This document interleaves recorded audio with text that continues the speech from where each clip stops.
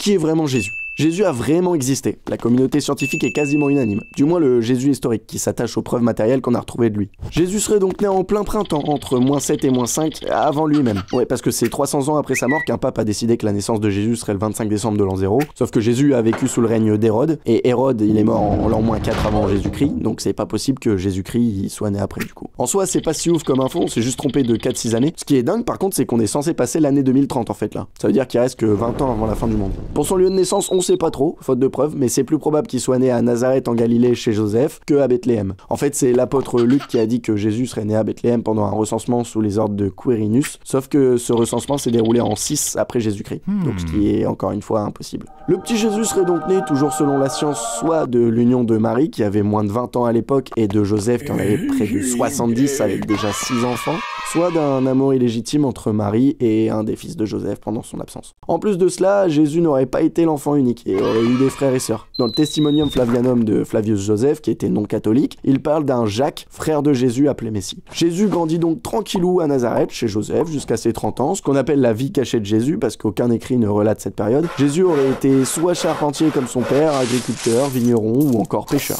Pêcheur qui pêche des poissons. Une vie sans prétention, un métier manuel, Jésus s'est sûrement marié aussi. Dans les évangiles, 3 maris sont mentionnés, parmi Marie de Magdala, Marie de Béthanie et une pécheresse anonyme, qui ont été fusionnés en une seule Marie-Madeleine, pour faire plus simple. Vu que Marie de Magdala apparaît 19 fois dans les évangiles par rapport à la Vierge Marie qui est mentionnée que 3 fois, miskin, ça laisse à penser que cette femme a eu une place assez importante dans la vie de Jésus, peut-être sa femme, voire la mère de ses enfants. Parce qu'il faut savoir que dans la société juive très structurée où Jésus a grandi, il était obligatoire pour un homme de se marier passé un certain âge, et ce même si on a fait un choix de vie très différent comme celui de Jésus. Après, pour le reste, on peut ni dire que c'est vrai, ni dire que c'est faux. Chacun est libre de croire en ce qu'il veut. Quoi qu'il en soit, maintenant vous savez,